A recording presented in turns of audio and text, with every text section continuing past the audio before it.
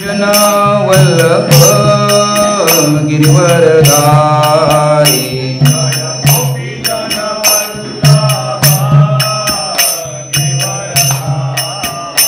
जय यशोदानंदन भज जन रंजन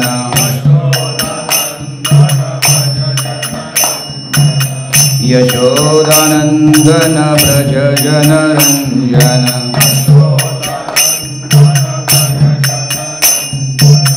यमुना तीर वनचारी यमुना तीर वनचारी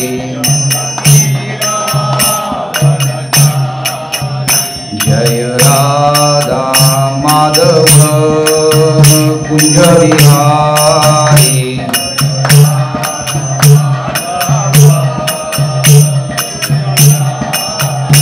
जय राधा माधव कुंज विहारी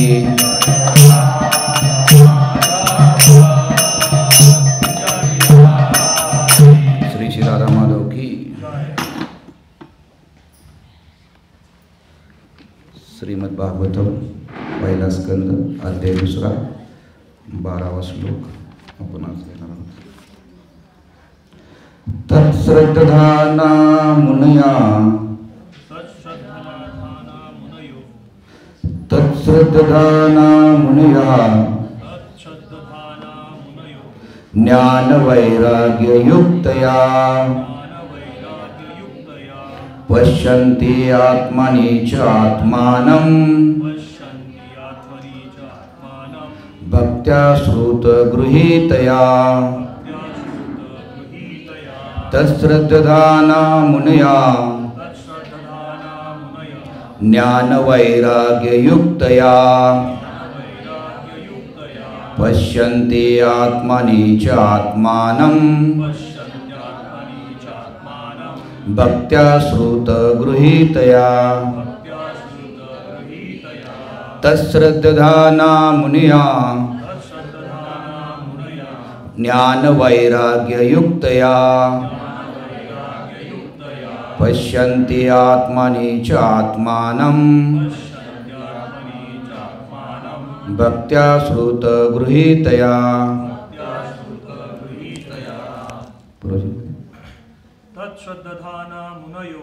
तत्श्रद्धाना मुनयो ज्ञान वैराग्य युक्तया पश्यन्ति आत्मनि च आत्मानं भक्त्या श्रुत गृहीतया माताजी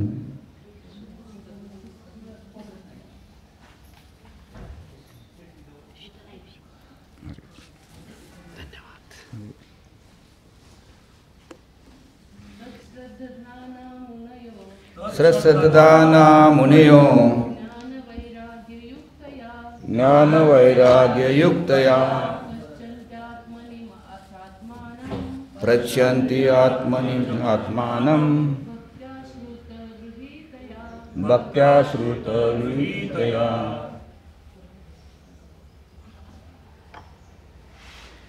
तत् ते श्रद्धाना खरोखरी जिज्ञासू असलेले मुनया ऋषी मुनी ज्ञान वैराग्य युक्तया ज्ञान आणि वैराग्य यांनी युक्त असणाऱ्या पश्यन्ति पाहतात आत्मानी स्वतःच्या अंतरी च आणि आत्मना परमात्म्याला भक्त्या भक्ती सेवेमध्ये युक्त श्रुत वेद गृहीतया वेदांनी मान्य केलेल्या भाषांतर भक्तिवेदांत स्वामी श्री प्रभुपाद ज्ञान वैराग्याने पूर्ण असा प्रामाणिक जिज्ञासू विद्यार्थी अथवा मुनी वेदांत श्रुतीतून श्रवण केल्याप्रमाणे जर प्रेम भक्तीचे आचरण करेल तर तो त्या परमात्म्याचा साक्षात्कार करतो। तात्पर्य भक्तिवेदांत स्वामी श्री गुरुपाद. परिपूर्ण सत्य अशा भगवंताच्या वासुदेवाच्या अथवा पूर्ण पुरुषोत्तमाच्या प्रेम भक्तीने अथवा प्रेमपूर्ण सेवेच्या प्रक्रियेने परमात्म्याचा पूर्ण साक्षात्कार होतो. ब्रह्म म्हणजे भगवंतांच्या दिव्य शरीराचा प्रकाश होय आणि परमात्मा हा त्यांचा विस्तारित अंश आहे. या प्रकारे परम सत्याचा ब्रह्मरूपाने आणि परमात्मा रूपाने अनुभव करणे म्हणजे भगवंतांचा आंशिक अनुभव करणे होय. 4 प्रकारचे मानव आहेत: कर्मी, ज्ञानी, योगी आणि भक्त. कर्मी भौतिकवादी आहेत आणि इतर अध्यात्मवादी आहेत. यापैकी भक्त हे सर्वोत्तम आहेत, कारण त्यांनी पुरुषोत्तम भगवंतांचा साक्षात्कार केलेला असतो. दुसऱ्या वर्गातील ते आहेत की ज्यांनी परमपुरुषाच्या परमात्मा रूपाचा साक्षात अनुभव केलेला आहे. आणि तिसऱ्या वर्गातील आध्यात्मिकवादी ते होत की ज्यांना परमपुरुषाच्या आध्यात्मिक केंद्राचीच फक्त जाण झालेली आहे. भगवद्गीता आणि इतर वैदिक साहित्यात म्हटल्याप्रमाणे परमपुरुषाचा साक्षात्कार भक्ती किंवा प्रेमपूर्ण सेवेद्वारे प्राप्त होतो.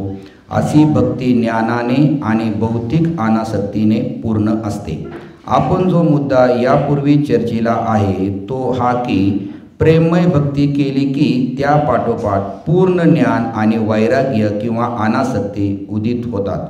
ब्रह्म आणि परमात्म्याचा अनुभव म्हणजे परमसत्याचा आंशिक अनुभव होय.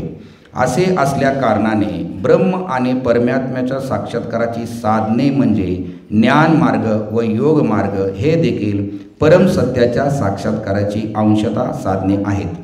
प्रेममय भक्ती भौतिक संबंधातून अनासक्तीने युक्त पूर्ण ज्ञानाच्या भूमिकेवर दृढ आहे. अशी भक्ती भौतिक वेदांत श्रुतीच्या श्रवणातून दृढ झालेली आहे आणि अशी भक्तीच केवळ जिज्ञासू विद्यार्थ्याला परमसत्याचा साक्षात्कार होऊ शकणारा पूर्ण मार्ग आहे. म्हणून प्रेममय भक्ती किंवा प्रेममय सेवा ही अल्पबुद्धी वर्गातील अध्यात्मवादी लोकांसाठी नाही. प्रथम, द्वितीय आणि तृतीय असे 3 प्रकारचे भक्त आहेत. तिसऱ्या वर्गातील भक्त नवसाधक हे ज्ञानी नसतात आणि त्यांना भौतिकतेपासून अनासक्ती प्राप्त झालेली नसते, परंतु मंदिरातील भगवत मूर्तीची जी पूजा असते तिच्या प्राथमिक प्रक्रियेकडे ते आकृष्ट झालेले असतात. अशा लोकांना प्राकृत भक्त म्हणतात. असे प्राकृत भक्त आध्यात्मिक लाभापेक्षा भौतिक लाभाकडे अधिक आकृष्ट झालेले असतात. म्हणून मनुष्याने प्राकृत भक्तीच्या अवस्थेतून निश्चितपणे दुसऱ्या वर्गातील प्रेममय भक्तीच्या अवस्थेत प्रगती केली पाहिजे. या दुसऱ्या वर्गातील अवस्थेत भक्ताला भक्ती मार्गातील 4 तत्वाची ओळख होते. ती 4 तत्वे म्हणजे भगवान, त्याचे भक्त, अज्ञानी लोक आणि मत्सरी लोक. मनुष्याने निदान दुसऱ्या वर्गातील भक्तांच्या स्तरावर स्वतःला आरूढ करावे आणि अशा रीतीने तो परमसत्य जाणण्यास पात्र होतो. म्हणून तिसऱ्या वर्गातील भक्तांनी भागवताच्या अधिकृत स्रोताकडून प्रेममय भक्तीची शिकवण प्राप्त करावी.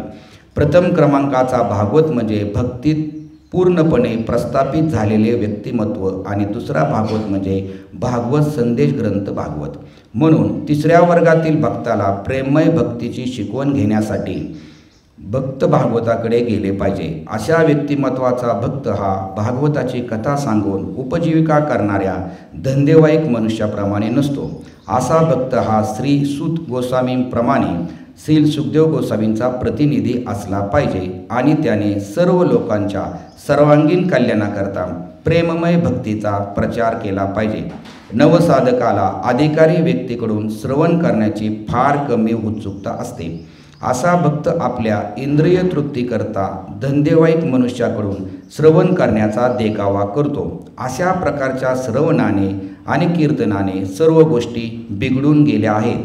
म्हणून मनुष्याने दोषपूर्ण प्रक्रियेपासून फार सावध राहिले पाहिजे.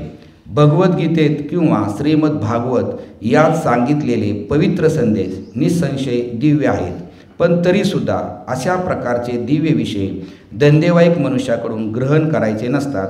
कारण असा धंदेवाईक मनुष्य ज्याप्रमाणे साप जिभेच्या केवळ स्पर्शाने दूध दूषित करतो त्याप्रमाणे तो विषय विकृत करतो. म्हणून जो प्रामाणिक भक्त आहे त्याने पूर्वीच्या अधिकारी व्यक्तीने त्याच्या आध्यात्मिक उन्नतीच्या हिताकरता उपनिषदे, वेदांत आणि इतर साहित्य जे दिले आहे अशा वैदिक साहित्याचे श्रवण करण्यास तयार असले पाहिजे. अशा साहित्याचे श्रवण केल्या वाचून मनुष्याला वास्तविक उन्नती करता येणे शक्य नाही. असे श्रवण केल्या वाचून व त्यातील उपदेशाचे पालन केल्या वाचून भक्तीचा केवळ देखावा व्यर्थ असतो आणि म्हणून तो भक्ती मार्गातील एक प्रकारचा अडथळा आहे. त्यासाठीच प्रेममय सेवा भक्ती ही जरी श्रुती, स्मृती, पुराणे, पंचरात्र यांच्या सिद्धांतावर आधारलेली नसेल तर केवळ भक्तीचा व्यर्थ प्रदर्शन बहिष्कृत केले सिद्धांतावर आधारले नसेल तर केवळ भक्तीचे व्यर्थ प्रदर्शन बहिष्कृत केले पाहिजे. अनधिकारी भक्ताला शुद्ध भक्त म्हणून कधीही मान्यता देऊ नये. अशा वैदिक वाङ्मयातील संदेशांना आत्मसात करून मनुष्य भगवंतांच्या सर्वस्थित स्थानविशिष्ट स्वरूपाला अखंडपणे आपल्या अंतरात पाहू शकतो. हीच समाधी हो. ओम अज्ञानतिमिरन्धस्य ज्ञानाञ्जनं शलाकया चक्षुरुन्मीलितं येन तस्मै श्रीगुरुवे नमः. श्रीचैतन्यमनोभीष्टं स्थापितं येन भूतले स्वयं रूपं कदा मह्यं ददाति स्वपदान्तिकं. वन्देऽहं श्रीगुरुः श्रीयुतपदकलं श्रीगुरून् वैष्णवांच श्रीरूपं सागरजातां सहगण रघुनाथान्वितं तं सजीवं साद्वैतं सावधूतं परिजनसहितं कृष्णचैतन्यदेवं श्रीराधाकृष्णपादान् सहगण ललिता श्रीविशाखान्वितांच. हे कृष्ण करुणा सिंधु दीनबंधु जगत्पते गोपेश गोपिका कांत राधाकांत नमस्तुते. तप्त कांचन गौरांगी राधे वृंदावनेश्वरी वृषभानुसुते देवी प्रणमामि हरिप्रिये. वाञ्छाकल्पतरुभ्यश्च कृपा सिन्धुभ्येव च पतितानां पावनेभ्यो वैष्णवेभ्यो नमो नमः. नमो विष्णुपादाय कृष्णप्रेष्ठाय भूतले श्रीमते भक्तिवेदांत स्वामीति नामिने. नमस्ते सारस्वती देवे गौरवाणी प्रचारिणे निर्विशेष शून्यवादी पाश्चात्य देशतारिणे. जय श्री कृष्ण चैतन्य प्रभु नित्यानंद श्री अद्वैत गदाधर श्रीवासादि गौर भक्तवृंद. हरे कृष्णा कृष्णा कृष्णा हरे हरे हरे राम राम राम हरे हरे.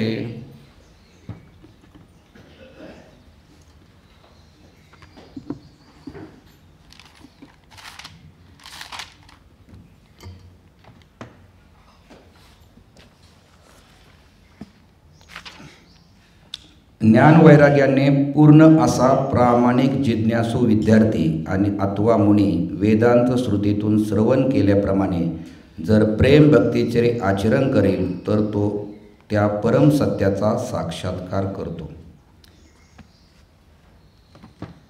श्रील प्रभुपादांनी आपल्या तात्पर्यामध्ये 2-3 गोष्टीवरती भर दिलेला आहे. पहिल्यांदा त्यांनी परम सत्याचे ते 3 साक्षात्कार आहेत त्याच्याविषयी सांगितले. पहिले 2 आहेत ते आंशिक साक्षात्कार आहेत आणि जो प्रमुख साक्षात्कार आहे भगवंतांचा तो 3रा साक्षात्कार. त्याच पद्धतीने कनिष्ठ भक्त, मध्यम भक्त आणि वरिष्ठ भक्त. कनिष्ठ भक्तांचा जास्त उल्लेख आलेला आहे की हा कनिष्ठ भक्त कसा असतो. आणि तिसरी गोष्ट आहे की या कनिष्ठ भक्ताने श्रवण प्रक्रियेचा अवलंब करून मध्यम स्तरापर्यंत यायला पाहिजे. तर या 3 गोष्टी आहेत. एक आहे थोडं ज्ञानी, कर्मी, भक्त आणि त्यांना होणारे वेगवेगळे साक्षात्कार. भाग 2 आहे भक्त, कनिष्ठ, मध्यम, वरिष्ठ. कनिष्ठ भक्तांचे काय थोडे हे असतात आणि त्यांनी कसं प्रगत झालं पाहिजे. आणि 3रा मुद्दा आहे तो श्रवण प्रक्रिया. आपण याच्यावरतीच थोडीशी आज चर्चा करणार आहे.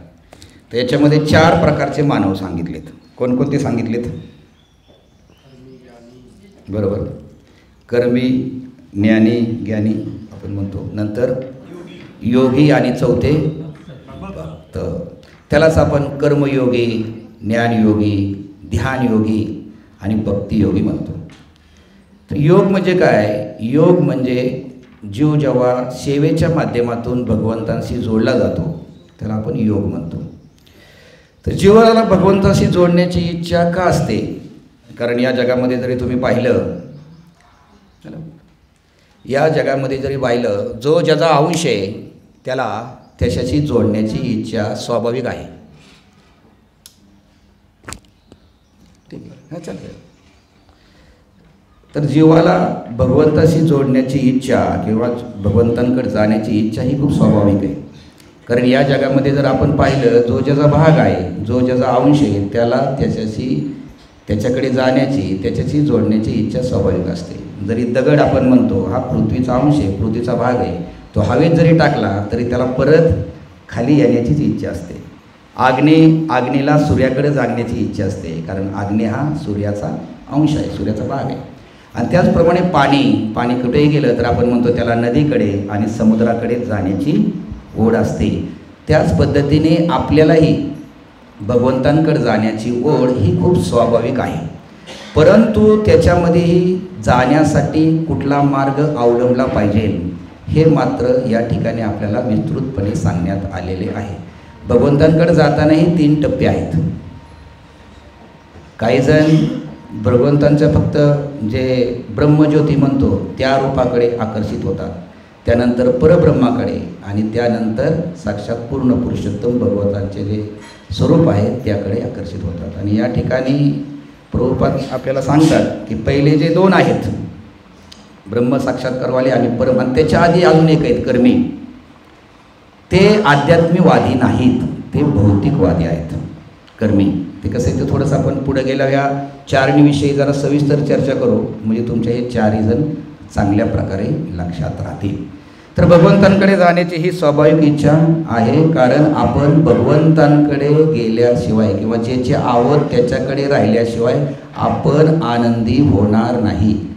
आपण ज्यावेळेस भगवंतांकडेच परत जाऊ त्यावेळेसच आपण आनंदी होऊ. ज्या पद्धतीने एक छोटा जरी खेळा असला पण तो मशीनपासून दूर गेला तर त्याचं महत्त्व संपतं. छोटाच खेळ आहे पण त्या मशीनमध्ये किती महत्त्व आहे. तो एक खेळा बारका नसेल तर त्या मशीन चालवायला अडचण आहे, तो आपण खेळा लावून घेतो. त्याच पद्धतीने आपण भगवंतांपासून दूर असल्यामुळे आपलेही जो काय आनंद आहे तो आपण दूर झालेला आहे. तर आता हे 4 जे आहेत, कर्मी, ज्ञानी आणि हे थोडं उडतंय काय, कर्मी, ज्ञानी, त्यानंतर ध्यानी आणि चौथा भक्तयोगी. तर आपण हे समजा एक सीडीच्या माध्यमातून पाहिलं तर सगळ्यात सुरुवातीला कोण आहेत ते कर्मी आहेत.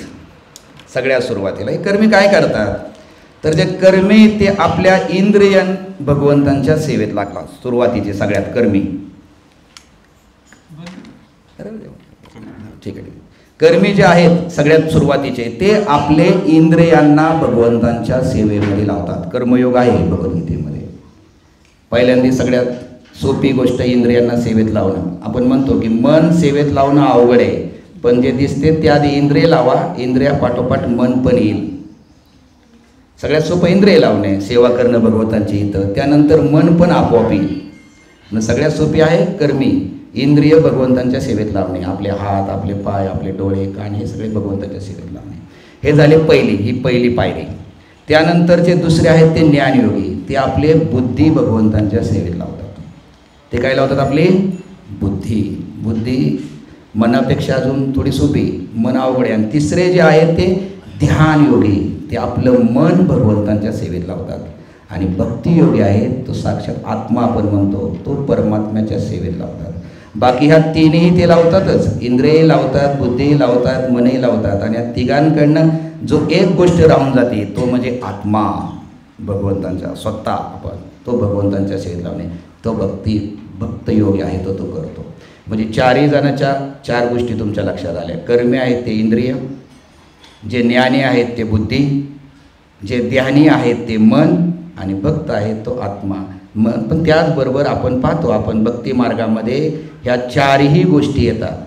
आपण सेवेच्या माध्यमातून आपले इंद्रिय सेवेमध्ये लावतो, ज्ञान घेण्याच्या माध्यमातून भगवंतांचं आपण बुद्धीही लावतो, जपाच्या माध्यमातून आपण मनही लावतो, आणि स्वतःही आपण पूर्ण शरणागती करतो. तर आता हे 4 भाग का आहेत, ह्या 4 स्टेप का आहेत, तर काही लोक त्याच ठिकाणी राहतात, ते पुढं सरकत नाहीत, म्हणून त्यांना ते नाव दिलं आहे. आता कर्मीने ॲक्च्युली पुढे जायला पाहिजे, बुद्धीपर्यंत जायला पाहिजे, ज्ञानयोगापर्यंत जायला पाहिजे, ध्यान, पण ते तिथंच थांबतात, म्हणून त्यांना कर्मयोगी ज्ञान मिळून जातं. त्यानंतर आता हे जातात कोण कुठं, याच्यामध्ये महत्त्वाचं आहे. कर्मी आहेत, यांना आपण भौतिकवादी म्हटलं आहे, कारण ते फक्त फार तर फार चांगलं कर्म करून स्वर्गापर्यंत जाऊ शकतात. आणि जे ज्ञानयोगी आहेत आणि ध्यानयोगी आहेत ते ब्रह्मज्योतीमध्ये जातात. आता ध्यानयोगी ॲक्च्युली परमात्मा स्वरूपाचं ध्यान करतात, पण परमात्मा रूप हे आध्यात्मिक जगात भगवंतांचं नाही, त्यामुळे ते पण ब्रह्मज्योतीतच जातात. म्हणजे ज्ञानयोगी आणि ध्यानयोगी ॲक्च्युली भगवंतांचं परमात्मा रूप आहे आपल्या हृदयामध्ये, त्याचं स्मरण करतात, त्याचं ध्यान करतात, पण ते स्वरूप आध्यात्मिक जगात नाही. त्यामुळे हे दोन्ही पण ज्ञानयोगी आणि ध्यानयोगी हे दोघं पण ब्रह्मज्योतीमध्येच विलीन होण्यामध्ये आनंद घेतात. आणि जे भक्त आहेत ते मात्र भगवंतांच्या गोलोक वृंदावनमध्ये जाण्यामध्ये आनंद घेतात.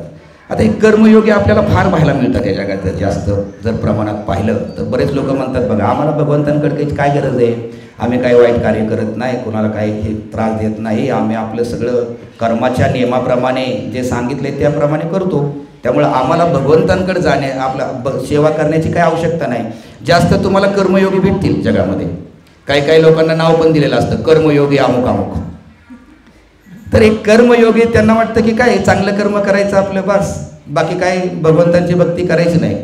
पण ज्या पद्धतीने एखादा व्यक्ती म्हणल, इथून पुण्याला निघाला तो व्यक्ती, तो म्हणाल की मी ना बघा इतके सगळे स्पीड ब्रेकर, त्यानंतर ते सगळे आपले सिग्नल असतात, एकही सिग्नल तोडला नाही, मला कुठं शिक्षाही झाली नाही, पोलिसांनी अडवलं नाही, अतिशय व्यवस्थित मी गाडी चालवली. पण तू पुण्याला पोहोचला का, ते नाही केलं मी. हे कर्मयोग्यांचा प्रकार आहे. नुसते फिरतात या जन्मातनं. ते काय म्हणतात, एक सुद्धा सिग्नल आत्तापर्यंत माझ्या आयुष्यात मी एक पण चूक नाही केली, कुणालाही मी कधी दोष दिला नाही, कधी कुणाचं वाईट चिंतलं नाही, काय नाही, माझं कर्म इतकं प्रामाणिकपणे. पण तू तुझ्या जागेवरती गेला का, तसा एखादा ड्रायव्हर म्हणल एकही सिग्नल, 10 सिग्नल होते रस्त्याने, कधी पोलिसांनी अडवलं नाही, सिग्नलच्या पुढेही एक थोडी गाडी पुढे नाही. बरं मग तुझ्या गावी गेला का, तू पुण्याला गेला का, नाही, फिरत राहिलं नुसता बारामतीतच. तर हे कर्मयोगींचं जीवन आहे. आता मी तुम्हाला अतिशय सोप्या पद्धतीने कर्मयोगी, ज्ञानयोगी, ध्यानयोगी आणि भक्त याच्यातले तुम्हाला सोप्या पद्धतीने सांगतो. एक व्यक्ती समजा एका कंपनीत काम करतो, तो कंपनीमध्ये काय करतो, काहीतरी टॅक्स तो कंपनीला देतो. जर समजा आता कोण नोकरदार असतात, वर्षातनं एकदा एक पगार तो टॅक्स म्हणूनच देतात, एक पगार जातो. तसा एखादी व्यक्ती ती कंपनीत काम करते आणि त्याला काय कंपनीचा मालक कोण आहे माहीत नाही, कंपनीचा मालक काय माहीत नाही, पण तो प्रामाणिकपणे आपला जो काही टॅक्स आहे कंपनीला तो देतो. तो झाला कर्मयोगी. तो काय करतोय, त्याला मालक कोण माहीत नाही, मालकाविषयी ज्ञान नाही, काय नाही त्याला, पण त्याला फक्त एकच माहिती आहे की आपण प्रामाणिकपणे आपलं कर्म करायचं आणि आपला जो काय टॅक्स आहे तो कट करून आपल्या पगारातनं देतो. तो झाला कर्मयोगी. थोडं थांबल्यानंतर दुसरा जो व्यक्ती तो थोडा विचार करतो, इतक्या दिवस मी कंपनीत काम करतोय, अरे कंपनीचं मालक आहे बरं कोण, काय त्यांची थोडी माहिती घेऊया. तो झाला ज्ञानयोगी. थोडी माहिती घ्यायला उत्सुक असतो तो. बघा ज्ञानी माणसं घरातनं बाहेर पडत नाहीत, मंदिरात येत नाहीत, पण ज्ञान अफाट, नुसतं ज्ञान, पण त्यांना भगवंतांची सेवा करण्याची, भगवंतांची बाकी काय लक्ष ही करण्याची, मन लावण्याची इच्छा नसते, ज्ञान खूप.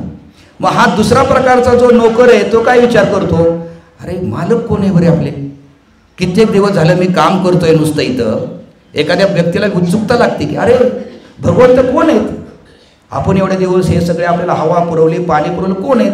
तसा तो विचार करतो मालक कोण आहे या कंपनीचा, जरा मालकाची माहिती घेऊ. मग तो बघतो सगळं ते गुगलवरती सर्च करून, हां अरे अरे अरे हे कंपनीचे मालक आहे, आणि तो तेवढ्यातच आनंदी राहतो. तो झाला ज्ञानयोगी.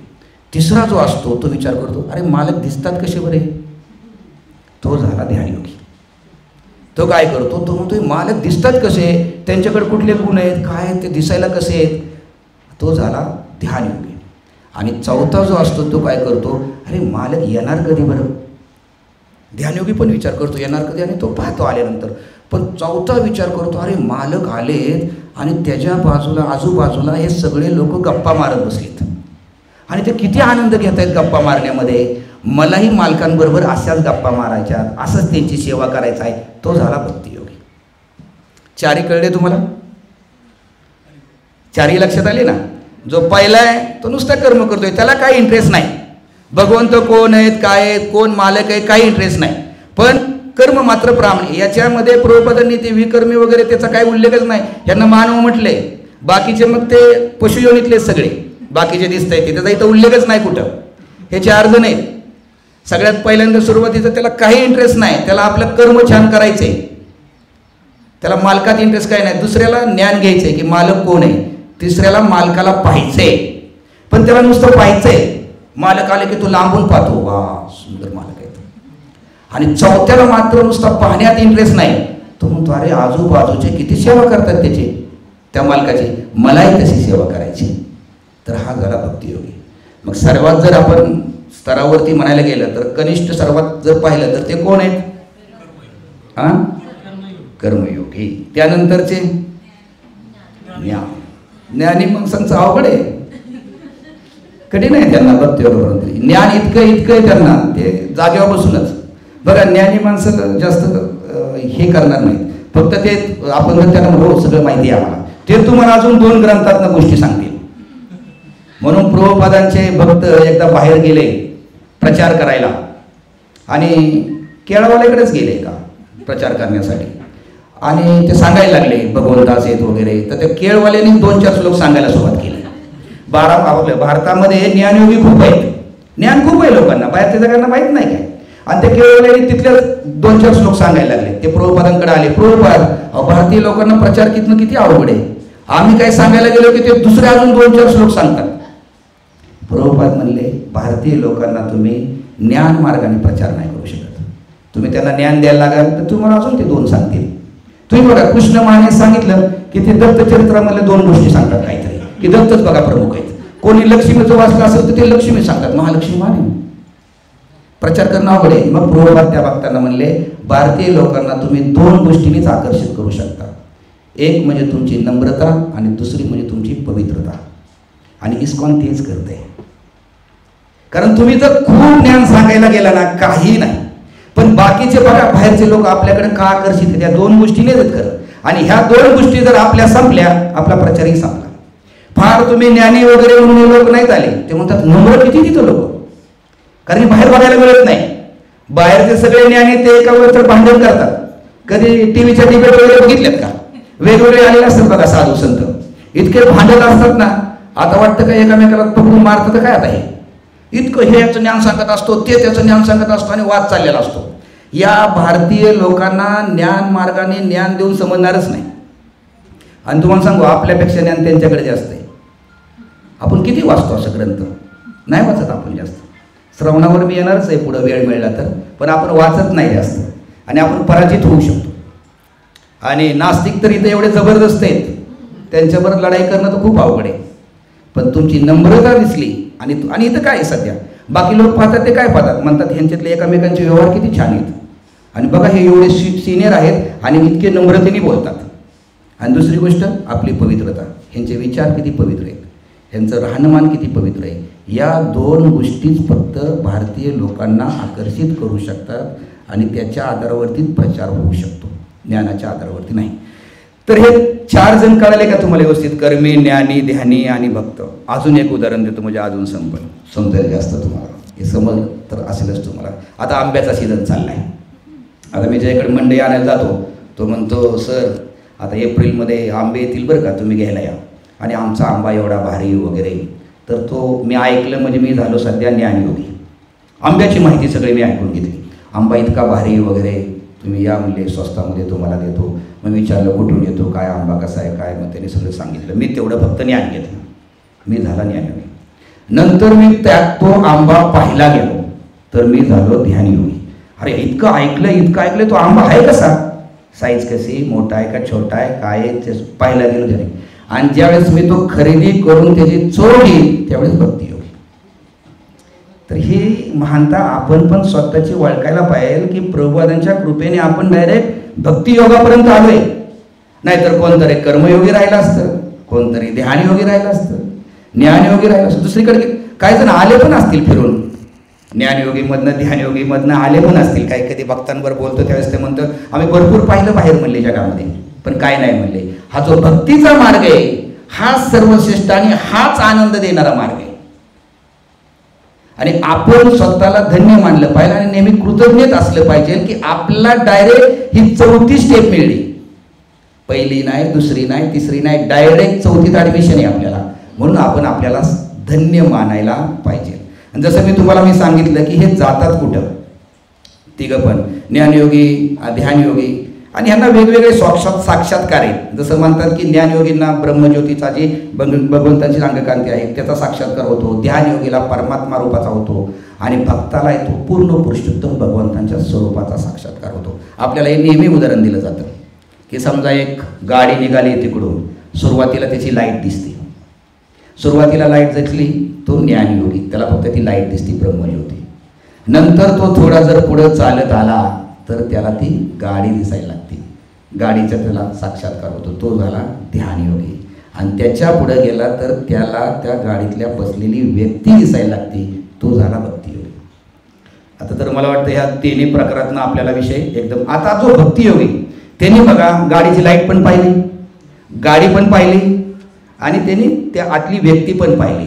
म्हणून जो भक्तियोगी आहे, जो भक्त आहे, ते सगळ्या स्टेपच्या मधनं गेलेला आहे, तो त्याच्या पुढे. कधीतरी पूर्वजन्मामध्ये तुम्ही यातनं कुठून तरी आला असाल आणि आता तुम्ही डायरेक्ट या स्तरापर्यंत आलेला आहे. आता भगवंतांना सगळ्यात प्रिय कोण आहे? भगवंत आपला पूर्ण साक्षात्कार कुणाला देतात? कुणाला देतात पूर्ण साक्षात्कार? आपला भक्ताला देतात. भक्ताकडे अजून एक गुण भगवंतांना आकर्षित करतो, तो म्हणजे नम्रता. जसं मी तुम्हाला माहिती सांगितलं. आता नम्रता म्हणजे काय? या बाकी तिघांकडे बघा, तुम्ही शास्त्रातले उदाहरण पण बघा की हे बाकीचे आहेत ज्ञानयोगी, ध्यानयोगी, यांच्याकडचा अहंकार किंवा यांनी क्रोध केलाय. अमरीश महाराज आणि दुर्वास मुनींची कथा पहा तुम्ही. अमरीश महाराज भक्त स्तरावरती आणि दुर्वास मुनींनी जो क्रोध केला, म्हणजे यांच्यामध्ये अहंकार येण्याची शक्यता असते, येतो. ज्ञानाने येतो, ध्यानाने येतो, तपश्चर्याने येतो. खूप तपश्चर्या तुमच्यामध्ये अहंकार येतो, खूप तपश्चर्याने ज्ञानाने पण येतो. पण भक्तांमध्ये अहंकार यायला नाही पाहिजे. भक्तांचा हा नम्रता गुणच भगवंतांना जास्त आकर्षित करतो. आता नम्रता म्हणजे काय? नम्रता म्हणजे असं आहे का सतत कुणाला भेटले की मी फार पतित आहे, सतत म्हणणं मी फार पतित आहे, ही खरं नम्रता आहे? तो ही नम्रतेचा एक भाग असू शकतो. पण हीच भावना आहे का आपली आतली पण भावना काय महत्वाची? तुम्हाला काय वाटतं? आतली भावना पण महत्वाची. तर मी फार नम्र आहे आणि मी फार महान आहे, याच्यामध्ये एक शब्द दोन्हीकडे कॉमन आहे. कुठला? तोच काढायचा आहे आपल्याला. मी फार पतित आहे, मी सगळ्यात पतित आहे, ही भावना ही सुद्धा एक अहंकाराचाच भाग आहे. दोन्हीकडे एक शब्द कॉमन आहे, मी, आणि तो आपल्याला मी काढायचा आहे. आता नम्रतेच्या अनेक व्याख्या करता येईल, त्यातली एक व्याख्या मी तुम्हाला सांगतो. श्रीकृष्णांशिवाय इतर गोष्टींना महत्व देणं म्हणजे अहंकार. श्रीकृष्णांशिवाय इतर गोष्टींना महत्व देणं म्हणजे अहंकारी होणं. व्याख्या विचार करायला लावणारी. आता आपण शोधा, आपण श्रीकृष्णांशिवाय इतर गोष्टींना महत्व देत असू तर आपण अहंकारी. 2-3 उदाहरणं सांगणार आहे मी तुम्हाला. आता अहंकारामधला, नम्रतामधला आणि अहंकारामधला फरक पण आपल्याला कळलं पाहिजे. बघा, मी या गोष्टीला कधी कधी विचार करायचो, चैतन्य म्हणजे आपण आपल्या जीवनामध्ये एक लक्षात ठेवलं पाहिजे की आपल्या जीवनाचं ध्येय हे भगवंतांची सेवा करणं आहे. त्याच्याशिवाय ज्या काय बाजूच्या गोष्टी आहेत त्या गरजेच्या नसतील तर त्या टाळून टाका. भक्ती मार्गाच्या वरती बाकीच्या गोष्टी जर तुमच्या जीवनात काय असतील आणि त्या गरजेच्या नसतील, भक्ती मार्गाशी त्याचा काही डायरेक्ट संबंध नसेल तर त्या टाळून टाका. उदाहरण सांगतो तुम्हाला. चैतन्य महाप्रभूंनी हरिदास ठाकूरांना कधी जगन्नाथ मंदिरामध्ये एंट्री नव्हती. चैतन्य महाप्रभूंनी त्यासाठी कधीही संघर्ष केला नाही. चैतन्य महाप्रभूंनी कधी त्या पुजाऱ्यांनाही जाऊन म्हटले नाही, स्वतः भगवंत की द्या की जरी यांचा मुस्लिम कुळामध्ये जन्म झाला असला तरी हे भगवंतांचे म्हणजे माझे शुद्ध भक्त आहेत, हे नामाचार्य आहेत, पण त्याच्यामध्ये त्यांनी आपला वेळ घालवला नाही की किंवा त्याच्यामध्ये संघर्षाची भूमिका घेतली नाही. पण ती संघर्षाची भूमिका चाणकाजी बरोबर घेतली. आपल्यालाही समजलं पाहिजे, कारण तिथं डायरेक्ट हरिनामाचा प्रश्न होता. आपल्यालाही आपल्या जीवनामध्ये कळलं पाहिजे की आपण कृष्ण भक्तीशिवाय बाकीच्या गोष्टीमध्ये इंटरेस्ट घेतोय का. चैतन्य महाप्रभूंनी कधी हरिदास ठाकूरांना स्वतःहून दर्शन दिलं, पण तिथं जर त्यांनी सांगितलं असतं तर पुजाऱ्यांनी एंट्री दिली असती. महाप्रभूंनी सांगितलं असतं की यांना दर्शन द्या, परंतु महाप्रभूंनी त्यांचं जे कार्य प्रमुख होतं ते कार्य करण्याच्या असल्यामुळे त्यांनी या गोष्टीला महत्त्व दिलं नाही. म्हणून भगवंतांशिवाय दुसऱ्या गोष्टीला ज्यावेळेस आपण विचार करतो त्याला अधिक महत्त्व देतो त्यावेळेस आपण अहंकारी. दुसरं उदाहरण, भक्तिविनोद ठाकूर. इंग्रजांचा काळ होता, भारताला इंग्रजांच्या तावडीतून सुटवण्याचा काळ होता. त्या काळामध्ये त्यांनी जसं प्रभुपादांना, तुम्हाला सगळ्यांना माहितीच आहे, प्रभुपादांना भक्ती सिद्धांत सरस्वती ठाकूरला सांगितलं की हे येत जातील, आज इंग्रज आहेत उद्या दुसरे येतील, पण हा भक्ती मार्ग आहे, हा ठेवा पुढे गेला पाहिजे. भक्तिविनोद ठाकूरांनी त्याच्यामध्ये इंटरेस्ट न दाखवता ग्रंथ लेखन आणि जे भजन लेखन नंतर त्याच्यामध्ये त्यांनी इंटरेस्ट दाखवला. का? कारण कृष्ण भक्तीसाठी गरजेचं काय, आपला बराचसा वेळ नको त्या गोष्टीमध्ये संघर्ष करण्यात आणि विचार करण्यात जातो, आपलं ध्येय क्लिअर नसतं. शुद्ध भक्तांचं ध्येय क्लिअर असतं, त्या ध्येयाशिवाय ते दुसरीकडे पाहत नाहीत. पण त्याच भक्तिविनोद ठाकूरांनी माया विरागवाद्यांबरोबर भरपूर संघर्ष केला, त्यांना तुरुंगात टाकलं आणि त्याचा त्यांना त्रासही भोगायला लागला. का? ते भक्तीच्या आडीच होती गोष्ट. म्हणून हे आपल्याला नीटसं समजलं पाहिजे की आपल्या भक्ती मार्गाचा विषय संबंधित आहे का. जर नसेल तो टाळा आणि डायरेक्ट तुमच्या भक्तीवरतीच अडचण येते तर मात्र तुम्ही तो विषय तो स्वीकारा, त्याच्यावर संघर्ष करा. पण तो जर संबंधित नसेल, भक्तिविनोद ठाकूरांनी थोडी इंग्रजांची पण त्या काळी मदत घेतली आणि त्यावेळेस जर त्यांनी लेखन केलं नसतं तर आज आपल्यापर्यंत आलं असतं का. म्हणजे नम्रता म्हणजे काय की श्रीकृष्णांशिवाय इतर गोष्टी ना. श्रील प्रभुपादांचं उदाहरण घ्या. श्रील प्रभुपादांनी नम्रतेचे आपण अनेक गोष्टी सांगतो, पण श्रील प्रभुपादांनी संघर्षाच्या पण गोष्टी, ज्यावेळेस झूचं मंदिर होत नव्हतं, ते जे कोण यश होते ते काही देत नव्हते, श्रील प्रभुपादांनी खूप संघर्ष केला त्यावेळेस. बाकी फक्त म्हणायचे सोडून द्या प्रभुपाद, इतके त्रास द्यायला लागले. ते प्रभुपादांना म्हणले तुम्ही सोडून द्या, कारण ते जागाही एवढी लांबची होती, त्यानंतर त्या जागेच्याही खूप अडचणी होते, फॉरेनच्या लोकांना भक्तांना राहणंही तिथं शक्य नव्हतं, तर ते म्हणले सोडून द्या. प्रभुपादांनी संघर्ष केला. पण प्रभुपादांचा संघर्ष कसा आहे, आपला संघर्ष एखाद्या व्यक्तीवर झाला तो लाईफ टाईम आपल्या मनात राहतो. आपण एखाद्या व्यक्तीवर संघर्ष करतो पण परत तितकी प्रेमाने मैत्री होत नाही आपली, आपण तसाच ठेवतो तो संघर्ष. पण त्यानंतर ते स्मरण पावले, त्यांच्या पत्नीने थोड्या दिवस संघर्ष केला आणि पत्नीने थोड्या दिवस संघर्ष केल्यानंतर पत्नीच्या लक्षात आलं की ही आपली चूक आहे. त्यांनी श्री प्रभुपादांची माफी मागितली. त्या क्षणी प्रभुपादांनी त्या स्त्रीला माफही केला आणि ती म्हणली तू काही काळजी करू नको, तू माझ्या मुलीसारखी. संघर्ष केला आणि त्या क्षणी संघर्ष त्यागला. पण म्हणजे संघर्ष करायचा म्हणजे आपण मी म्हणलो की तुम्हाला जिथं भक्तीची गरज आहे, पण संघर्ष कुठंपर्यंत, क्षमाही करता आली पाहिजे. क्षमाही करता आली पाहिजे. प्रभुपादांनी त्या क्षणी संपला प्रभुपादांचा. प्रभुपाद त्याच्या आधी प्रभुपादांनी भरपूर कठोर वाक्य बोलले होते, नाही असं नाही, प्रभुपादांनी खूप कठोर वाक्य बोलले होते यस यांना त्या बाबतीत, कारण प्रभुपादांची इतका तो आपण म्हणतो ड्रीम प्रोजेक्ट वगैरे त्या पद्धतीने. पण दुसऱ्या क्षणी ज्या वेळेस ती स्त्री आली आणि तिने माफी मागितली त्या क्षणी प्रभुपादांनी तो संघर्ष जाग्यावरती संपवला. तर तो संपवण्याची पण आपल्याकडं तेवढी शक्ती आणि तेवढी आपली पात्रता पाहिजे. चैतन्य महाप्रभूंचं अजून एक उदाहरण येतं. एका ठिकाणी तुम्हाला नम्रता दिसेल आणि दुसऱ्या ठिकाणी जिथं बोलायचंय तिथं चैतन्य महाप्रभू बोलले. प्रकाशानंद सरस्वती, प्रकाशानंद सरस्वतींना भेटायला गेल्यानंतर चैतन्य महाप्रभू अशा ठिकाणी बसले जिथं लोक पाय धुतात. नम्रता दाखवली सुरुवातीला. जिथं भक्त पाय धुतात त्या ठिकाणी चैतन्य महाप्रभू बसले. परंतु ज्या वेळेस शास्त्र सांगण्याची वेळ आली त्यावेळेस चैतन्य महाप्रभूंनी नम्रता नाही दाखवली, त्यावेळेस शास्त्र सांगितलं. म्हणजे हा फरक भक्तांना कळायला पाहिजे की आपण कधी नम्रता दाखवू शकतो आणि संघर्ष कसा आपल्याला पटकीने संपवताही आला पाहिजे. आणि आपण जर तो संपवत नसेल तर ते आपल्या भक्तीसाठी संघर्ष करावा लागतो, नाही असं नाही. कधी कधी भक्ती मार्गामध्ये अडथळे आल्यानंतर आपल्यालाही कधी संघर्ष करावा लागतो. काही जणांना थोडं घरच्यांवर करावं लागेल, काहींना बाजूला करायला लागेल, कुठेही कुणाला करावं लागेल, परंतु तो संघर्ष संपवण्याची पण आपली काय पाहिजे, ताकद पाहिजे. तेवढे आपले क्षमा करण्याचे आपले हे पाहिजे. तर आपण या वेगवेगळ्या उदाहरणातून पाहू शकतो की भक्त भगवंतांना प्रिय आहेत. ध्यानयोगी ज्ञानयोगी याच्यापेक्षा त्याचे दोन कारण भक्त हे भगवंतांचे सतत ध्यान करतात आणि भगवंतांना तुम्हाला आकर्षित करण्याचा दुसरा कुठला गुणाने तुम्ही भगवंतांना आकर्षित कराल? सगळे गुण तर भगवंतांकडे आहेतच. तुम्ही कुठल्या गुणाने एका श्रीमंत व्यक्तीला तुम्ही कुठल्या गुणाने आकर्षित करू शकता? आणि जगामध्ये तुम्ही पाहिलं कुठलीही मोठ्यातली मोठी व्यक्ती केवळ तुमच्या नम्रतेनेच आकर्षित होते. तुमच्या पात्रतेने कोण आकर्षित नाही होणार. तुम्हाला तुम्ही पात्रता कितीही वाढवा. मी आता एकदम लक्षपूर्वक 64 माळा असं म्हणतो मग सगळं ठीक आहे, परंतु भगवंत काय ध्यानयोगींकडे आकर्षित नाही. तुम्ही आकर्षित भगवंतांना करू कशाने शकता? तो एकच गुण आहे, तो म्हणजे नम्रता. आणि आपणही आपल्या जीवनामध्ये बघा आपल्या जीवनामध्ये आपण समजा काहीतरी स्थानावरती आहोत.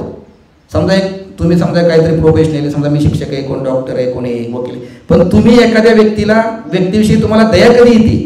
त्याच्या मोठ्या गुणांनी येत नाही. मुलांची आम्हाला कधी वाटतं तो मुलगा नम्रतेने येऊन जर म्हटला माझं चुकलं, माझं असं झालं, तर आपल्याला वाटतं नाही आता ह्याला आपण हे व्यवस्थित घ्यायला पाहिजे. भगवंतही त्याच मूडमध्ये येतं. तुम्ही तुमच्या मोठ्या योग्यतेने, मोठ्या ज्ञानाने, मोठ्या ग्रंथ वाचनाने, जपाने आकृष्ट करू शकत नाही. मेन तुम्ही भगवंतांना तुम्ही नम्रतेने आकर्षित करू शकता.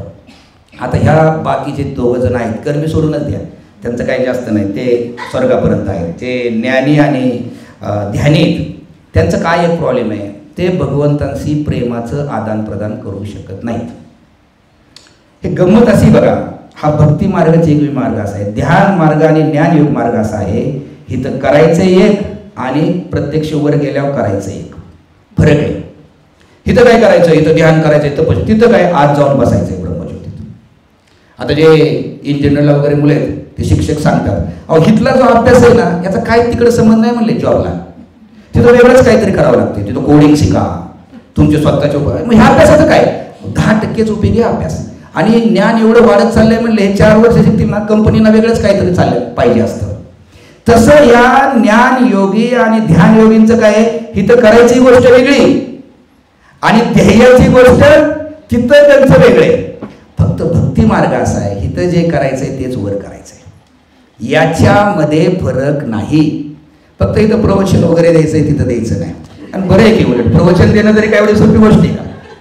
ते उलट बरं आहे. मी तर गेल्या आठवड्यात दिलं तर मला वाटतं तुम्हाला नंबरच येणार नाही. आता कसं काय लगेचच नंबर आला? मी एकदा प्रवचन दिलं की मी शांत होतो, आता महिनाभर नंबर नाही. पण ते मंगळवारी फोन आला लोकेश्वर विष्णुपूरचा, आणि ते द्याल का वगैरे असं म्हणत नाही, तुम्हाला या रविवारी प्रवचन द्यायचंय प्रभूजी डायरेक्ट आदेश देतात. आहे प्रवचनची सेवा तेवढी आणि त्यांना आदेश देण्याचा अधिकारी आहे. तर सांगायचा मुद्दा वर फक्त प्रवचन द्यायचं नाही, बाकी सेवा वगैरे सगळं हेच आहे. आपला जो मार्ग आहे, हिथं जे ट्रेनिंग आहे, जॉब पण तोच आहे. ज्ञान योगी आणि ध्यान योगींचा ट्रेनिंग वेगळं आहे, जॉब वेगळा आहे. आता मला वाटतं हे 3-4 जे योगी आहेत ना तुम्हाला चांगले समजले असतील की ह्या 3चा दोघांचा आणि कर्मयोगींचा विषयच नाही. ते अनेक जन्म घेणार वगैरे असंच म्हणत राहणार, आम्ही काय कधी पाप केले वगैरे, आणि फिरत राहणार ते नुसते. आपण त्यांना फक्त यायचं म्हणायचं या मंदिरात या, फक्त जास्त ज्ञान आताच सांगितलं मी, जास्त ज्ञान सांगू नका, ते तुम्हाला अजून जास्त सांगतील. आपण एक नम्रता दाखवायची आणि आपला पेहराव वगैरे तो आपला जर छान असेल, व्यवस्थित असेल, तर लोक आपल्याकडे आकर्षित होतील. आता हा झाला पहिला पॅरेग्राफ. त्याच्यामध्ये प्रभुपादांनी जे वर्णन केलंय ज्ञानयोगी, ध्यानयोगी, आपले भक्तयोगी आणि हे, आणि त्याच्यामध्ये मग हे ब्रह्मज्योती वगैरे ह्या पहिल्या पॅरेग्राफमध्ये. दुसऱ्या पॅरेग्राफमध्ये प्रभुजांनी जे वर्णन केलंय ते थोडंसं त्यांनी कनिष्ठ भक्तांविषयी सांगितलंय की कनिष्ठ भक्त कोण, आणि तिसऱ्या पॅरेग्राफमध्ये ते सांगतात की त्यांनी योग्य व्यक्तीकडनं श्रवण केलं तर तो मध्यम अधिकाऱ्यापर्यंत जाऊ शकतो, आणि कनिष्ठ भक्तांनी मध्यम अधिकारी व्यक्तीपर्यंत जाणं गरजेचं आहे असं प्रभुपाद सांगतात. आता सगळ्यांचं हे झालंय आपला काय भक्तिशास्त्री वगैरे, त्यामुळे कनिष्ठ, मध्यम अधिकारी, वरिष्ठ, एक लक्षात घ्या, पण हे सुद्धा अधिकारीच आहेत. नाव कनिष्ठ आहे पण त्याच्या पुढे काय अधिकारीच आहे. मध्यम आहे पण कोण आहे अधिकारी. वरिष्ठ, तुम्हाला सांगू हा कनिष्ठ आहे ना, हा ध्यान योगी आणि ज्ञान योगीपेक्षा पण महान आहे. म्हणून आपण म्हणतो ना की नवीन भक्त असले तरी तुम्ही त्यांचं काय करा की त्यांच्या म्हणजे त्यांचे अपराध करू नका, त्यांना प्रेम द्या. का? अरे हा अधिकारी कनिष्ठ आहे, पण एक लिपिक सुद्धा मोठी काम तुमचं आणू शकतो. ते वर साहेबांपर्यंत जायची लांबच गोष्ट. एक साधा लिपिक तुम्हाला बराच वेळ पळवू शकतो असाच. हे कागद आणा, तो कागद आणा, तो हे करा. शाळेगावारी पूर्व वाचतायत, त्यांना अनुभव असेल कदाचित सरकारी याचा. कनिष्ठ आहे पण तो अधिकारी, मध्यम आहे तो. तुम्हाला मी अजून सोप्या पद्धतीने सांगतो. कोट्यावधी भारतीय लोकसंख्या आहे, त्याच्यामधले काही जण संसदमध्ये हे होतात, आपले सांसद म्हणून जातात राज्यसभा लोकसभेवरती. आता सुरुवातीला एक लक्षात घ्या, कोट्यावधी जीव आहेत, काही फक्त जण 547 वगैरे काय तो आकडा आहे ते जातात. तो झाला कनिष्ठ अधिकारी. पण महान आहे का नाही तो? एवढ्या जणांना तो खासदार झालाय. कोट्यावधी लोकांना 547 सिलेक्ट केलेत, मग तो महान आहे का छोटा आहे? तो महान आहे. तसे एवढे इथं आलेत, किती संख्या आहे, मग हे महान आहेत का नाही? ते खासदार महान लगेच कळतात आपल्याला. एका मताने एक सरकार पडले, एवढे महान आहेत ते, कनिष्ठ साधे नाहीत. आता मला सांगा, त्या 547 मधले काही मंत्री होतात, ते झाले मध्यम, आणि त्यातला एक पंतप्रधान होतो, तो झाला वरिष्ठ. आता काय समजायला आवडेल? एक जरी कळलं ना कनिष्ठ महान आहे तरी बाद झालं. आणि कसा महान आहे हे उदाहरण द्यायचं. एवढं कोट्यावधी मधनं 547 सिलेक्ट होतात, ते महान आहेत. त्यातनं एखादा मंत्री होतो. आता त्याच्यामध्ये पण विभागणी, कॅबिनेट मंत्री, राज्यमंत्री. कनिष्ठांचे पण 3 प्रकार आहेत. ह्यामध्ये प्राकृत फक्त असा शब्द आलाय. त्या कनिष्ठांचे पण 3 प्रकार आहेत. मी ते ऐकत होतो, पण माझ्या पण जरा याच्यावरून गेले डोक्यावर. ते तुम्हाला सांगणार होतो की कनिष्ठांचे 3 प्रकार आहेत. त्याच्यामध्ये राज्यमंत्री, कॅबिनेट मंत्री, तसं त्यात पण आहे. कनिष्ठांमध्ये पण स्तर आहेत. काही काही थोडेसे ज्ञान घेण्यापर्यंत येतात, काही काही फक्त इथले भगवंतांची पूजा पाण्यामध्येच आनंद घेतात, काही थोडे पुढे वर आलेले असतात. ते त्याच्यातलाच एक वर्ष असतात. तर सांगायचा मुद्दा काय, हे कनिष्ठही साधारण नाहीत. ते ध्यानयोगी, कर्मी, ज्ञानयोगी यांच्यापेक्षा महान आहेत. म्हणून आपण त्यांचाही सन्मान करायला पाहिजे. आणि तुम्हाला सांगू, कधी कधी काय होतं, ह्या कनिष्ठांचा सन्मानच होत नाही. बघा, मी ऐकलं होतं. कारण काय होतं, तुम्हाला राजकीय सांगितलं की आपल्या लोकांना 2 गोष्टी आपल्या भारतीय लोकांना लवकर समजतात. राजकारणातनं गोष्ट पटवून द्या आणि खेळाच्या माध्यमातून पटवून द्या. क्रिकेटमधून, क्रिकेट आणि राजकारण हा न सुटणारी आवड आहे आपली. क्रिकेट आणि राजकारण. क्रिकेटच्या माध्यमातून एक गोष्ट मला खूप चांगली पटली होती. ते म्हणले, हे बघा, आपलं काय होतं, शेवटच्या बॉलमध्ये 6 रन असतात, 300 रन करायचे असतात. आणि शेवटच्या बॉलमध्ये 1 बॉल आणि 6 रन करायचे असतात. आणि एक व्यक्ती येतो, तो हरभजन वगैरे काय, तो कोणतरी आहे, तो बॉलर, बजावले, चला आपलं काय त्याचं, हा तुम्ही बघता क्रिकेट बऱ्यापैकी, तर तो 6 मारतो. पण बऱ्याच लोकांच्या लक्षात तोच राहतो. अरे इतकी परिस्थिती कठीण होती, 1 बॉल 6 रन त्यांनी मारला, आणि त्याच्या आधीचे 294 कोणी केली. बऱ्याच वेळा आपल्या पण जीवनामध्ये आपण इस्कॉन आजचं पाहतोय, आणि आपल्याला आत्ताचेच भक्त दिसतात सेवा करताना, आणि आपण म्हणतो हा मान हिने सेवा केली. अरे पूर्वी 294 करणारे कोण होते सुरुवातीला? पहिल्यांदा जर त्यांनी पाया रचला नसता. म्हणून वरिष्ठ भक्तांचा आपण नेहमी का आदर करतो. पूर्वपादांचे शिष्य त्यांचाही आपण इतका आज कदाचित करत नसतील, पण पहिले 294 कोणी केलेत. पण आपल्या लक्षात काय राहतं, शेवट जो खेळायला आलाय आणि 20 बॉल 50 रन, अरे मॅच काढली बरं काही नाही. अरे मॅच त्यांनी काढली नाही, मागं पण होते, त्यांनी जर तेवढे रन केले नसते तर मॅच निघली असती का? तर हे आपण नेहमी लक्षात ठेवलं पाहिजे. जे सिनियर सिटीजन आहेत, आपण खास करून वरिष्ठ वैष्णव, त्यांचा आपण सन्मान करतो. कारण पूर्वीचं जे काय धन आहे त्यांनी तुमच्यापर्यंत दिलंय, हा पाया भक्कम केलाय. म्हणून म्हणलो ना, 2 गोष्टीतून आपल्याला चांगलं कळतं. एक क्रिकेटमधून एक कळलं, क्रिकेटचं उदाहरण दिलं की, आणि दुसरं राजकारणामधून. मला राजकारणातलं काहीतरी एक उदाहरण सांगायचं होतं. हां, पण मी त्यांना सांगत होतो बरोबर की राजकारणामध्ये तसंच कधी कधी काय होतं, हे खासदार झालेले असतात, आणि खासदाराला किंवा एखादा मंत्री असतो, तो खासदार असतो. तर खासदाराला तो मंत्री काय चांगली वागणूक देत नाही. होतं असं कधी कधी की बरेच खासदार सांगतात, बघा मंत्र्यांकडे गेलो, हे आमचे अनुदानच मान्य करत नाहीत. नंतर कधी काळी असं होऊ शकतो, आपल्या सावधानतेत सांगतो, त्यातलाच खासदार एखादा पंतप्रधान होऊ शकतो, होतोच. आणि तो पण मग बघतो, मग कारण सगळं अनिश्चित आहे राजकारणामध्ये.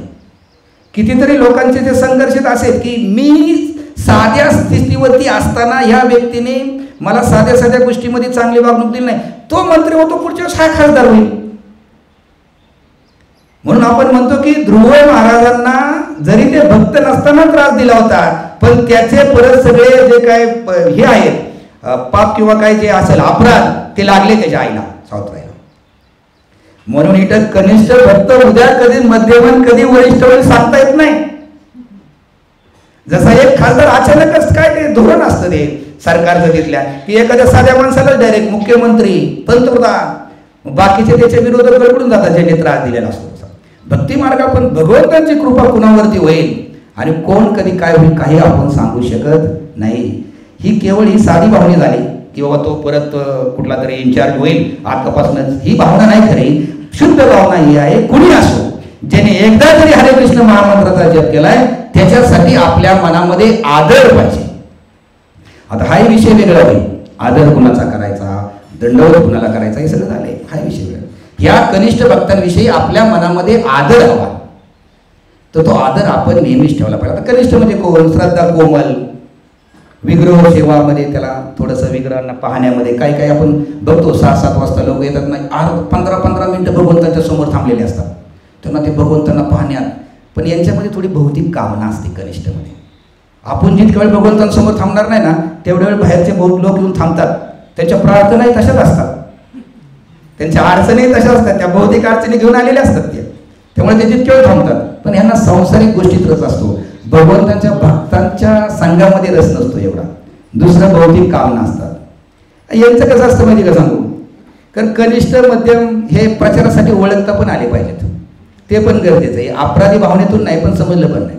कधी कधी बघतो बघा लोक आपण चुकीच्या ठिकाणी जातो आणि चुकीच्या लोकांवरती आपण श्रद्धा ठेवतो. हे भक्त कसे असतात बघा कनिष्ठ, सोप्या पद्धतीने म्हणजे सांसारिक जीवनात त्यांना इंटरेस्ट असतो. ह्यांचे काय अजून 4 नियमाचं पालन करत नसतात, ते नीटपणे कटू करून भक्तांचा संघ आपण पाहिजे. भक्तांचा संघ घेण्यामध्ये याला इंटरेस्ट आहे का?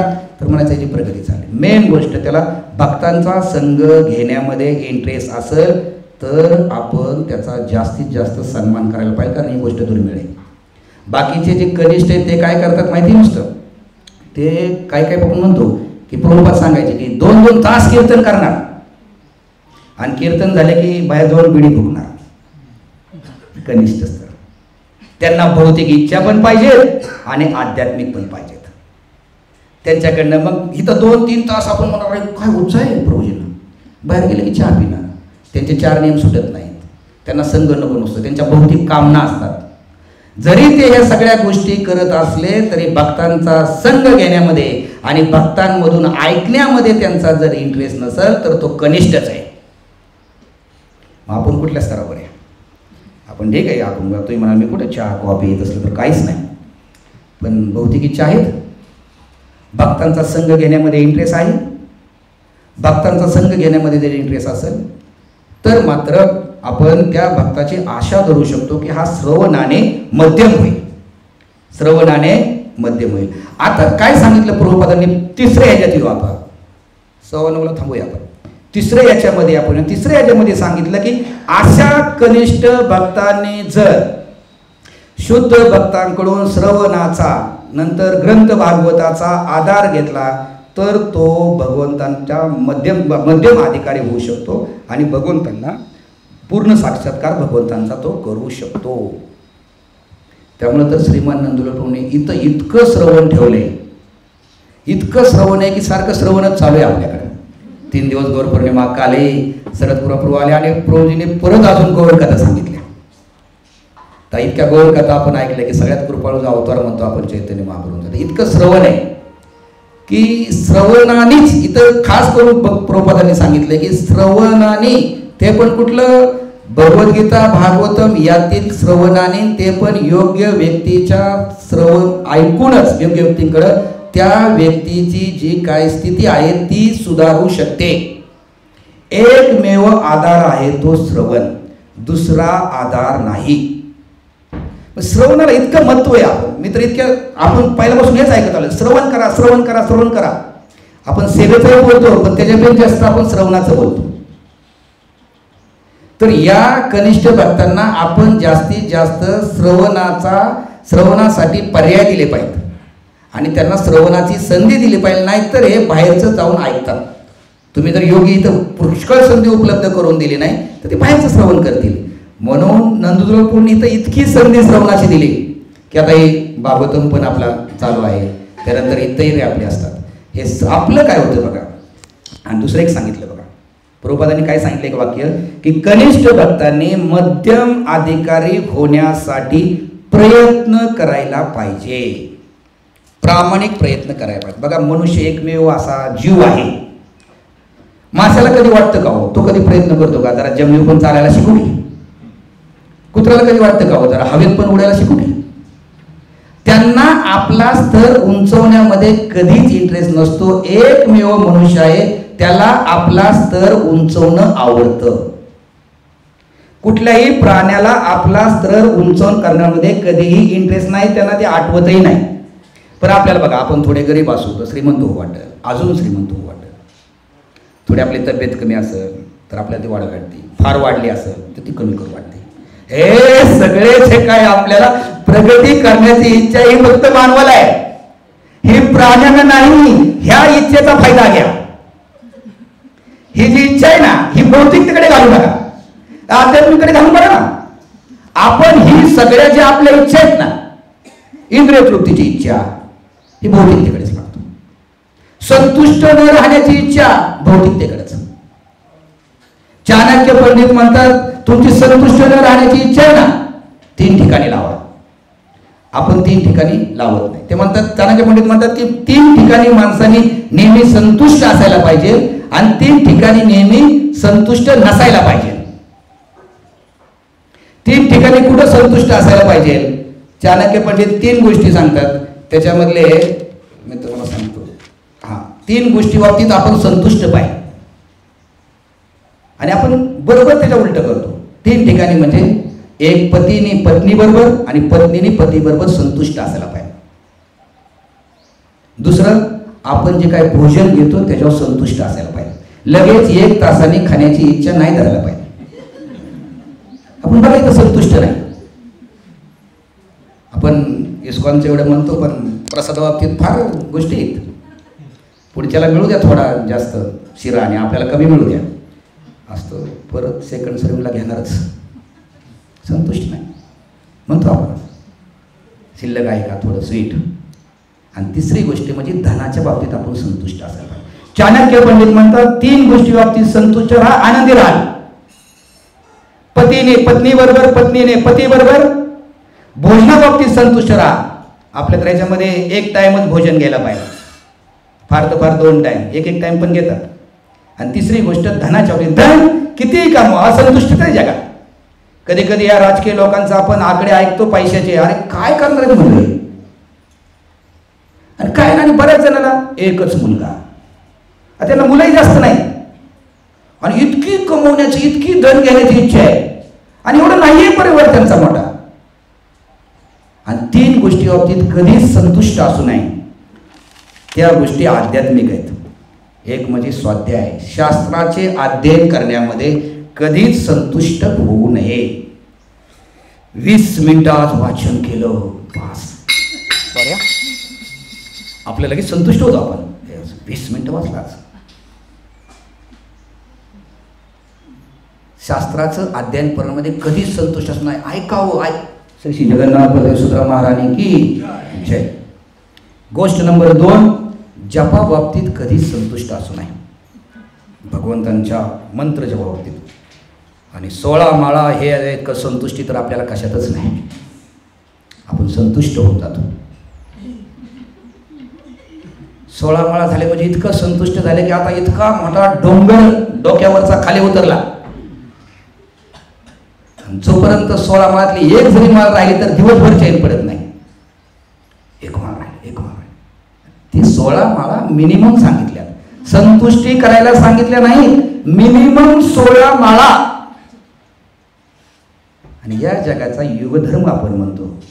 बघा मंत्रामध्ये किती ताकद आहे. पहिले असे मंत्र होते, नुसतं मंत्राचं ध्यान गेलं तर आपण म्हणतो की तो ब्रह्मास्त्र, मंत्र उच्चाराने निर्माण व्हायचं. काय वेगळं काय कुठे बनवलं जायचं नाही. मंत्र घ्यायचा, तो काय ब्रह्मास्त्राचा मंत्र असेल तर त्या बाणावरती तो ब्रह्मास्त्र यायचं. ही मंत्रात ताकद आहे. मग ह्या जो महामंत्र आहे याच्यामध्ये ही ताकद का नाही? सगळ्यात ताकद. आपला प्रॉब्लेम आहे. प्रॉब्लेम मंत्रात नाही, प्रॉब्लेम शास्त्रात नाही, प्रॉब्लेम आपला आहे. आपल्यामध्ये ती रुची नाही. आपल्यामध्ये श्रवणाची रुची नाही. श्रवण करण्याची आपली इच्छा नाही. बरेच भक्त म्हणतात 9 नंतर जर कार्यक्रम वाढला ना सगळं ऐकलेलं पुढचं विसरूनच जातं. चांगले चांगलेचे अनुभव आहेत. मला पण फार लांबला तर असं थोडंसं वाटायला लागतं. ते 7:30 पासून कार्यक्रम माणूस 9 पर्यंत व्यवस्थित ऐकतो. 9 नंतर जसा जसा वेळ जायला लागतो ते ऐकलेलं म्हणजे म्हणतात ना, सगळं प्रवचन ऐकून गेला आणि बाहेर जर चप्पल नाही सापडली ना संपला तो. त्या दिवशीचं प्रवचन झुडो. त्याला काहीच आठवणार नाही प्रवचन. बघा तो जाईपर्यंत एकच म्हणाला चप्पल घेतो. मी थोडा संयम ठेवला. वडगावला गेलो तर माझी चप्पल गेली. आत्ताची चप्पलवर नाटक माझेही गेले होते चप्पल, पण मी थोडा संयम ठेवला. म्हणलं नको, शांत राहा. ते म्हणले प्रभूजी काय काळजी करू नका, चप्पल माघारी येणार आहे, तुम्ही परत प्रवचनाला यायला मिळेल. मी संयमी झालो. सांगायचा मुद्दा काय, श्रवणात इंटरेस्ट नाही आपल्याला. थोडा टाइम त्याला जाऊ द्या. आता मी म्हणू आजचं लेक्चर 10 पर्यंत चालेल. काय होईल आतापर्यंत माझं जे काय ऐकलेलं एखादा मुद्दा पटलाय ना, हे प्रवचनी फार लांबवलं. आणि काही विषय पण वेगळेच होते ते, त्यात तर काही संबंधच नव्हता. नाही सर्व श्रवणाचं. श्रवणामध्ये रुची येणं. रुची म्हणजे काय? पुन्हा पुन्हा ऐकू वाटणं, याला म्हणायचं रुची. आपलं काय होतं सांगतो. सुरुवातीला आपण खूप उत्सुक असतो. नवीन बघतो इतके लक्षपूर्वक ऐकत असतात. पण काही काळाने आपल्याला काही ज्ञान येऊन जातं. आपण त्या ज्ञानाच्या पुढे रुचीमध्ये जात नाही. आपला तो प्रॉब्लेम होतो. काही काळानंतर काय आपल्याला कळतं भगवंत कोण, कृष्ण कोण, गीतेत आता विषय काय आहे, मग त्या विषयाला धरून काय सांगणार आहेत. अरे ना, हां तेच तुम्हाला साधारण आयडिया येते. बरं आज प्रभूजींचा विषय काय हो, विषय जर थोडा वेगळा दिला, हा विषय भारी बरं काचा, आणि दुसरा दिला ग्रंथ वाचनाचे महत्व, हा ग्रंथ वाचनाचे भक्तांच्या संघाचा चमत्कार, थोडं विषय माहिती झाला की नाही. पण तुम्हाला सांगू, एका प्रियकराचं आणि प्रेयसीचं उदाहरण देतो मी तुमच्या लक्षात येईल की रुची म्हणजे काय. तुम्हाला ज्ञान आले ना तरी पण तुम्हाला ऐकू वाटणं, ज्ञान आलं तरी ऐकू वाटणं, याला रुची म्हणायचं. ते कसं सांगतो. एखादा प्रियकर प्रेयसीला पत्र पाठवतो. पहिल्यांदा ज्ञान म्हणून ती वाचते. काय पाठवलंय तिला भावनाही असतात, नाही असं नाही, पण ती वाचते. असं असं लिहिलंय सगळं चालू आहे. 2 महिन्यांनी ज्यावेळेस परत ती पत्र उघडायला लागते त्यावेळेस तिला माहिती असतं की त्यात लिहिलंय काय. पण 2 महिन्यांनी तेवढ्याच आतुरतेने ती परत वाचते. याला म्हणायचं रुची. मला वाटतं याच्या इतकं सोपं उदाहरण नसावं कुठलं, सगळ्याला समजायला. असं आपल्या फोटोवरनं म्हणू शकतो आपण की 2 महिन्यांनी बघा, तिला सगळं माहिती आहे की यांनी 2 महिन्यापूर्वी मला पत्रात काय लिहिलं आहे. पण परत पण ती तितक्याच आतुरतेने ते शब्द रिलाइज करते. तिच्या डोळ्यात अश्रू येऊ शकतात, भावना दाटून येतात. ज्ञान तर आहे, तुम्हालाही सगळं ज्ञान तर आहे, पण परत ऐकताना तुमच्यामध्ये या भावना एका प्रेयसीच्या होतात तशा आपल्या होतात का? होतात म्हणले खेडकर प्रभूजी. तर आपल्या त्या भावना होत नाहीत. कारण म्हणून आपण म्हणतो की चैतन्य महाराजांनी 100 पेक्षा जास्त वेळा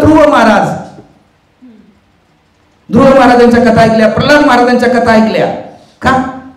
तो आस्वाद पुन्हा पुन्हा, जसा प्रेयसीला त्याच पत्राचा किंवा फोटो असतील त्याचाच आस्वाद पुन्हा पुन्हा घेऊ वाटतो. परत काढा, माहिती तर सगळं आहे, पत्राची सुरुवात माहिती, शेवट माहिती, मध्ये काय लिहिलं माहिती, पण पुन्हा पुन्हा ती वाचण्याची तिला इच्छा होती. त्या भावनाची ती रिलाइज करते. तीच इच्छा, तीच भावना पुन्हा पुन्हा जर श्रवणामध्ये आपल्या झाली तर आपण कनिष्ठ मधनं मध्यम मध्ये जाऊ शकतो.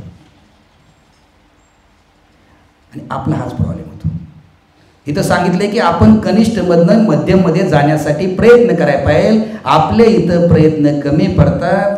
आपला थोडंसं दिवस थांबल्यानंतर जपातला इंटरेस्ट कमी, ऐकण्यातला इंटरेस्ट कमी, त्यानंतर आपला उलटी गोष्टी असं करायला लागतात की हाय या भक्तांमध्येच दोष दिसायला लागतात. सिनियर होणं एवढं सोपं नाही, ज्युनियरच चांगलं. शरीराचे सिनियर लोकांचे जे सिनियर लोक आहेत त्यांचे प्रश्न वेगळे आहेत. म्हणून मला वाटतं आपलं 9 साधक असलेलंच नेहमी चांगलं. काही बघायचं नाही, यस प्रभूजी, यस प्रभूजी, एकच वाक्य, यस प्रभूजी. परंतु किती नंबर आहे ते, थोडे 2-4 वर्ष जाऊ द्या. 10 वर्ष जाऊन जर तीच त्याचा मूड असेल तर तो मध्यम झाला. पण तो मूड राहणं खूप अवघड आहे. श्रावणाचा आधार घेऊया आणि जे प्रभूजींनी खूप सुंदर असं आपलं हे सगळं शेड्यूल बसवलं आहे, तर त्या शेड्यूलमुळं आपल्याला थोडीफार आशा आहे. नाहीतर आपल्यासाठी आशा खूप कमी आहेत. आपलं हे जर सगळा संघ कमी झाला, हे जर सगळं श्रवण कमी झालं, तर आपली भक्ती कधी निघून जाईल, कुठल्या क्षणी निघून जाईल कळणार सुद्धा नाही. इथं जे भक्त होते खूप सिनियर मी बघत होतो, खूप सेवा करायचे. काहींच्या बदल्या झाल्या, काही निघून गेले. आज त्यांची परिस्थिती काय बघा. त्यामुळे नेहमी कृतज्ञता आपण ठेवली पाहिजे. ह्या सगळ्या बारामती इस्कॉन असेल, प्रभुपाद असेल, श्रीमान नंदुला पूजा असेल, याची कृतज्ञ ठेवून मी या ठिकाणी थांबतो. हरे कृष्ण. कुठलं